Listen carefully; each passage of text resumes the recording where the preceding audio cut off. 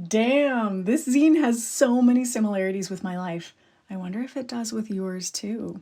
This is Brainscan 30 by Alex Reck, which you can find on portlandbuttonworks.com. I'll give the hashtag reading life review first, then stats for zinesters at the end. This zine is about growth, both physical and emotional, travel, friendships, the art of business. I think when we read, we're looking for connection on a human level, and perzines are one way to feel that connection. Right now, I'm suffering from serious social anxiety, so I only want to connect with people I already know and trust, or through art forms like writing. So perzines are perfect for that. By the way, perzine is not perzine. It is short for personal zine. And zine is short for magazine, but other people have explained that better. I'm looking at you, Bratty Bree. It was stunning to read this zine and feel so seen. I was also really small growing up. I also considered that part of my identity. It's definitely easier for girls in our culture to be small. I worry what my son will face if he stays small, like my dad was growing up. Society is better now, but sheesh, a toxically masculine culture is even difficult for guys. Alex has a great attitude about growing older. Quote, "It is good to get older. It is good to see myself and my friends grow into ourselves." And, quote, "I have less time for irrelevant crap and more time for things that are really important to me." Hear, hear. Holy shit, I'm learning about boundaries too. That's not a big coincidence because most of us need to unlearn bad lessons about boundaries. Quote, "I spent too much time thinking about what I didn't want and being flexible for the sake of others, so much so that it eroded my own boundaries." Ooh, that really hits home. So, Alex Reck, if you ever see this and you haven't already checked out the book on Your Boundaries, please do. It's a great read, and I see similarities in the content of that book and in some of what's in your zines. Actually, I suggest this book for anybody because boundaries are hard to keep healthy in just about any situation. I have a great relationship, and I think that's actually made it hard for me to realize until recently that I have boundary issues because I am partnered with a truly decent person who does not intentionally transgress my permeable boundaries. That's not us, by the way. That's stock footage or something.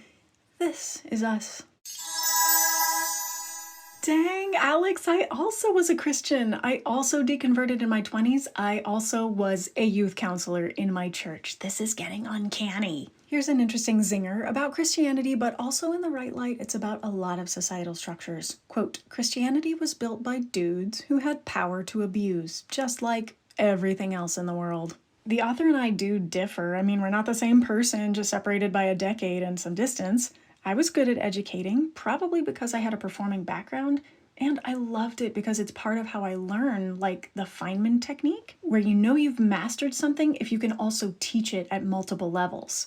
Psst, I consider zine creation part of my learning method too. Now I've moved beyond traditional education and I'm interested in anti-authoritarian educational structures like the self-directed education movement. I agree with Alex that the idea of standing in front of a group and making people pay attention sounds exhausting. It's also not how people naturally learn. There were more coincidences. This one is kind of surface level, but still, I had just used the song Mr. Postman in one of my videos, then I read about that song in her zine. I know, people who are interested in zines and music will probably reference the Mr. Postman song, right? Still, when considered with all the other commonalities, it was spooky, like the spooky zinester tour of her band. Oh, to have a group of friends like that. Everybody's all published. We're our own artistic tribe. We would be our own inklings or fat kids. That's an Elizabeth Gilbert reference. Relevant quote, "I deal with shit by writing about it."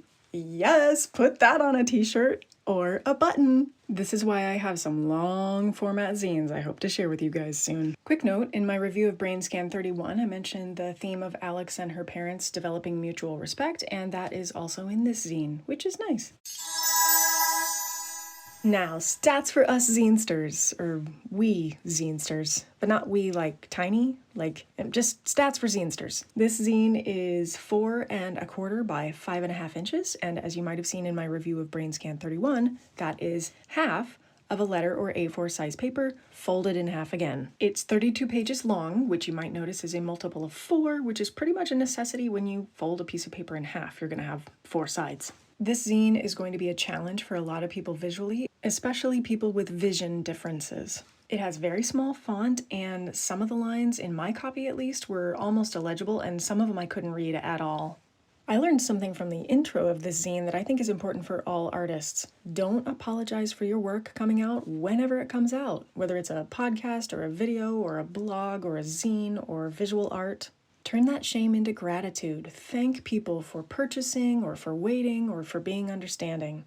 Okay, back to talking to everybody. You will enjoy this zine if you're in a life transition and you really want to hear from someone who has already weathered several transitions. You enjoy zines. You like life updates. You want to witness the ups and downs of an art business that has survived at least a decade since this was written. You like reading for self-reflection. This is why zines can be therapeutic. You can get this zine and many, many others at portlandbuttonworks.com. As we live our lives and make zines, let's remember that words can wound and words can heal. So let's choose to use our words to heal the world, starting with ourselves, just like in this zine. Zine.